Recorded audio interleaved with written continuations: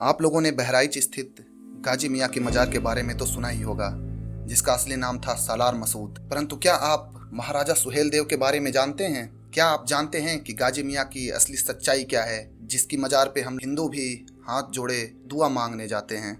नमस्कार, आप लोगों का स्वागत है हमारे चैनल हिंदुस्तान में। यह कहानी सैफरन स्वॉर्ड्स नामक पुस्तक से ली गई है।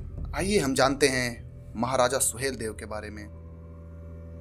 इतिहास की पाठ्य पुस्तकों को इस तरह से लिखा गया है कि उनमें हमारे ऐसे योद्धाओं और सूरवीरों की कथाओं को दबा दिया गया है जिन्होंने मुस्लिम और अंग्रेज आक्रमणकारियों का सामना किया या उन्हें हराया। यह कृत्य तथाकथित धर्मनिरपेक्षता के नाम पर किया गया। एक और ऐसे इतिहासकार सुहेल देव को एक विश्वसनीय ऐतिहासिक पात्र नहीं मानते, अपितु उन्हें एक मिथक का दर्जा देते हैं। दूसरी ओर उस समय के इस्लामिक ऐतिहासिक दस्तावेजों में सुहेल देव का जिक्र मिलता है। इन ऐतिहासिक दस्तावेजों में सुहेल देव की प्रशंसा तो नहीं है, परंतु ये दस्तावेज गाजी सालार मसूद और बहराइच में स्थित उसकी दरगाह के बारे में विस्तार से बताते हैं। सालार मसूद को गाजी इसलिए कहा गया क्योंकि वह काफिरों के विरुद्ध युद्ध में मारा गया था। सालार मसूद को बहराइच के युद्ध में सुहेल देव, जो कि श्रावस्ती के राजा थे, ने मार गिराया था। सुहेल देव श्रावस्ती के राजा थे, जो अब उत्तर प्रदेश में देवी पाटन खंड में आता है। भारतीय पुरातात्विक सर्वेक्षण के प्रथम महानिदेशक अलेक्जेंडर कनिंघम ने 1860 में कहा कि सुहेल देव के पूर्वज 900 ईस्वी से इस इलाके पर राज कर रहे थे। राजा सुहेल देव श्रावस्ती पर बहुत सूझबूझ से राज्य करते थे। उनके अधीन आसपास के कई छोटे बड़े राज्य थे। उनकी सेना और उनका युद्ध कौशल दूर दूर तक प्रसिद्ध था। राजा सुहेल देव के राज्य और उसके आसपास के नगर गायों की बड़ी संख्या और उनके संरक्षण के लिए प्रसिद्ध थे। गाजी सैयद सालार मसूद, जिसे कालांतर में गाजी मियाँ के नाम से भी जाना गया, गजनी के सुल्तान महमूद का भतीजा था। 11वीं शताब्दी के पूर्वार्ध में भारत पर हुए महमूद के आक्रमणों में वह उसके साथ था। जब सुल्तान महमूद ने सोमनाथ मंदिर का विनाश किया और वहां से धन लूटकर हजारों लाखों हिंदुओं को मारा, तब भी मसूद उसके साथ था। मुल्तान, दिल्ली और मेरठ की मुहिम सालार मसूद के नेतृत्व में ही लड़ी गई थी। सालार मसूद ने गजनवी का असर दूर तक फैलाने के लिए बाराबंकी क्षेत्र में सतरिख नाम की जगह पर अपना मुख्य शिविर बनाया, जहां से उसने बहराइच, गोपामऊ और बनारस को जीतने के लिए सेनाएं भेजी। बहराइच की मुहिम का सालार मसूद के पिता सालार साहू ने नेतृत्व किया, जो 1032 ईस्वी में सतरिख में मारा गया। अगले वर्ष मसूद ने बहराइच पर आक्रमण करने वाली सेना का नेतृत्व करने का फैसला किया। बहराइच के साथ बहुत सारे राज्यों की सीमाएं मिलती थीं। सालार मसूद ने वहीं अपना शिविर बनाया। बहराइच में एक दिन उसने सूर्य देव के मंदिर के खंडहर देखे, जिसके साथ एक सुंदर तालाब भी था। यह क्षेत्र एक समय बालार्क ऋषि का आश्रम था। मसूद ने यहाँ पर एक मस्जिद बनवाने का निर्णय किया और सोचा कि यदि वह अपनी बहराइच की मुहिम को अंजाम तक पहुंचा पाया तो यहाँ एक मस्जिद बनवाएगा। विलियम चार्ल्स बेनेट के अनुसार मसूद वहाँ मस्जिद के साथ साथ अपना निवास भी बनाना चाहता था। इसी बीच राजा सुहेल देव ने अपने पड़ोसी राजाओं को अपने दरबार में आमंत्रित किया। ये सभी राजा एक साथ सेनापति के नेतृत्व में सालार मसूद से टक्कर लेना चाहते थे। सुहेल देव को इस गठबंधन का प्रमुख चुना गया। सेना में न केवल पैदल सेना थी, अपितु घुड़सवार सेना और जंगी हाथी भी थे। सालार मसूद को हिंदुओं के इस गठबंधन की संयुक्त सेना के बारे में पता चल गया। दोनों ही पक्षों ने एक दूसरे के बारे में जानने के लिए अपने गुप्तचर नियुक्त किए थे। मसूद जानता था कि हिंदू गाय की पूजा करते हैं और सुहेल देव बड़े भारी गौ भक्त हैं, इसलिए उसने एक योजना बनाई।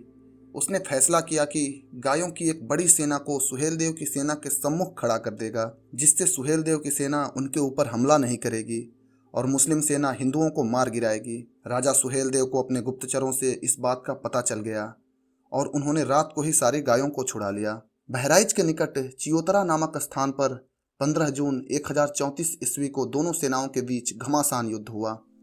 सालार मसूद की सेना ने हिंदू सेना के मध्य भाग पर इस उम्मीद में आक्रमण किया कि वह उसे 2 भागों में विभाजित करने में सफल हो जाएंगे और राजा तक पहुंच जाएंगे, परंतु सुहेल देव के सैनिक डटे रहे और थोड़ा थोड़ा पीछे हटते रहे, जिसके कारण मुस्लिम सेना महसूस करती रही कि विजय हो रही है और वे आगे बढ़ रहे हैं, परंतु असलियत में यह एक भयंकर चाल था। सुहेल देव की भारी घुड़सवार सेना पैदल सेना के दोनों ओर तैनात थी। अब आगे बढ़कर वह मुस्लिम सेना को दोनों ओर से एक अर्धचंद्राकार व्यूह में घेरने लगी। जल्द ही यह व्यूह एक पूर्ण वृत्त यानी गोले में बदल गया और मुस्लिम सेना चारों ओर से घिर गई। इसके बाद राजा सुहेल देव ने सामने से अपने वरिष्ठ सेनापतियों और अनुभवी सैनिकों के साथ जोरदार हमला किया। भारी रक्तपात होने लगा।